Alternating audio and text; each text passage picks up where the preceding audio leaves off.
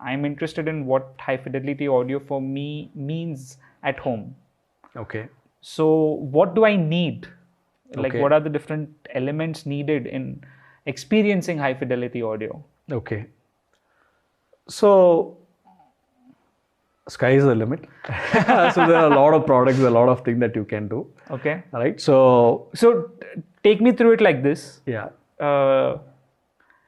Imagine that, money is not a constraint. Imagine that space is not a constraint. Like, what's like the... So you hear about this, right? Like, what's my home audio high fidelity end game? Right? Like the best possible in every way. So start from there and then maybe then go into, what's more realistic. If that makes sense. Understood. Fair enough. Right. So there are two parts to any home audio installation, right? So one is the audio visual, the technology piece of whatever we're talking about. And the second piece is the interior, the lighting and the deco. So I'm going to keep that aspect out of it. Okay. Typically, because it's a combination of two. You need to have a nice space and you must experience that. Like for example, this is a studio which we use to also record audio musical performances. Okay. So we didn't have a dark, closed room like a typical home theater because we wanted the ambience to be open and the musicians feel at home when they come here and perform. So it is a kind of a two-in-one. Right. So the purpose is different. So when you are creating an ambience, please make sure that it suits your personal needs, right? So that is, we'll keep that subject out. Coming back to audio. So typically any audio, whether it is home theater or whether it is stereo, there are these levels of, these are the various, without calling product, we will call the process that will happen, correct? So right. One is, there is a source you need. Okay. Right? So you need a source. Your source can be a Blu-ray. Okay. Your source can be files that are stored in your hard disk, computer hard disk. Okay. In case of home theater or even internal music. Or three, it can be streaming. Okay. Right? So for example, this is a CD transport. All it does is it reads the CD signal. Okay. And gives out the digital data of what is there in the CD. Got it. It is called a transport. Okay. So you will need some kind of a transport, which can be your, there are streamers that are available in the market, which can consolidate a lot of streaming, and you can select the streaming Tidal, Spotify or Netflix. That's also a source. That's a source. Right. So you get the source. The source gives out a digital signal. Got it. Right. It can be, the digital signal can come out in the HDMI format, okay, which is the standard today mostly, and to a converter. Okay. A digital processor. A converter or a processor. Or a digital processor. Like for example, here for stereo, we have a digital to analog converter. Okay. Although the chip we use has 8 channels of decoding capability, we use 4 for each channel, thereby increasing dynamic capability of our processing. Wait. So I got completely confused. Okay. So we'll track back.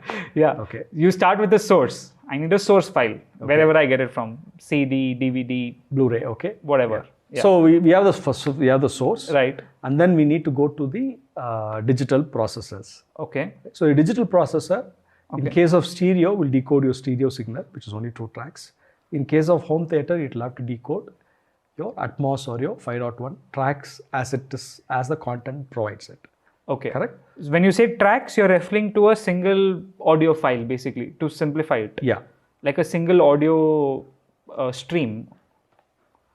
So the digital processing, what it does is it takes the digital file and converts that into analog signal. Okay. Right? So the digital is converted to analog at that stage. Okay. Right? So and analog, of course, because that's what drives the speaker amplifier. Analogs is what will go to speakers eventually. Correct. Okay. So in case of stereo, the number of analog signals that will come out is 2. Okay. In case of home theater, your decoder will, depending on the number of speakers you have configured, it will throw out that many analog signals. Oh. Okay. Okay. So if I have, say, 10 speakers, maybe even 10 analog 10 signals. analog signals will come out. Right? And each one will be differently done to get the right sound stage? Yes. Okay, I actually want to understand this concept of the sound stage, so we'll come to that next. Okay. So essentially the digital level, digital processing level, you're taking a digital signal, right? And out you get is an analog signal, and each analog signal goes to one particular speaker or a subwoofer. Done. So that's the need. That's the main role of the processor. Digital processor. Done. So source, digital processor. Done. Next is amplification. Okay. Right. So next you amplify all the analog signal.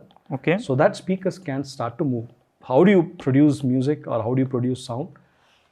It's essentially moving the air in front of it. It's actually a lot of violent work. You essentially move air. Yeah. Right? So Yeah. the lower the I'm moving frequencies, the more it is. Right. So it needs muscle power. So the amplifier provides the muscle power for the speakers to do that work. Okay. Right? So there's a lot of current involved. So it's basically voltage and current amplification that happens in the amplifier. So I got the signal. Now I am trying to deliver it to you. So what I will do is I will figure out a speaker which will move the air. Yeah, they are and create it. So and then the speakers itself as a last here. So the Okay. speakers will produce the sound. Right. Right. Got it. So basically, this is how a normal audio system works. This is a stack of technology that is involved. Right. Correct. So typically a source can be your computer, Right. or it can be a streamer, Right. or it can be a DVD player or a Blu-ray player, whatever it may be. Or it can be Bluetooth. Bluetooth also. Yeah. Yeah. Right. Yeah, it can be Bluetooth also. Right. And then your AV receivers typically have built-in digital decoders and amplifiers into it. Okay. But in some high-end installs, the processor and the amplifiers are separate. So, okay, fine. Continue. I'll ask you why later. And then the speakers are also there, right? Okay. Now, if I want to have a absolute cost no bar, you will get speakers for 25,000 for a pair. You will get speakers for 1 crore as well. Okay. So there's a plethora of choice, but there's no point buying a speaker for, let's say, for 10 lakhs and putting in amplifiers that cost only 50,000.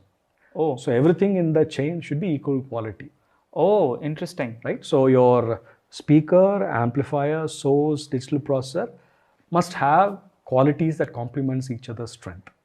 Interesting. Right? Okay. So it doesn't matter if I have a speaker which is lakhs together if I don't have a good amplifier. No, it will not. There's no point in doing that. And it is not just the parts, right? So you're going to use cables. Right. Right. And even those cables must be good quality cables. Okay. Right? So you need to look at the entire system. Hey, this is the budget that I want to spend. And then look at a system which is built to complement each other very well. But how do I measure fidelity or quality for processors, for amplifiers, and for speakers? And how do I make an informed decision? That's what Home Banao is all about.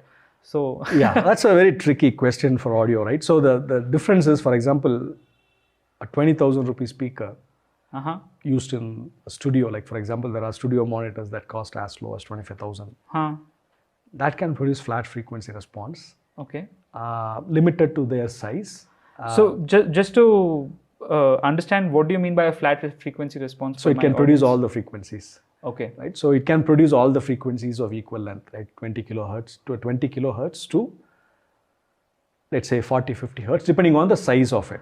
So guys, when you hear people say that I heard sounds which I never heard before, it's probably that particular speaker is producing a large variety of frequency response?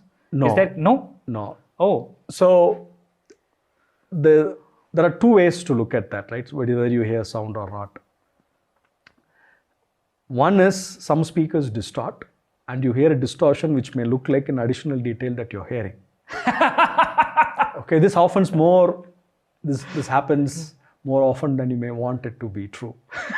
But we talked about dynamic range and dynamic resolution. Right. When that is good across the chain, from your digital processor to your amplifier to the speaker, then you'll hear more information from the tracks. Oh. And that is why it becomes expensive. Understood. If there is one reason why, if there is one thing that expensive products do well, it is that.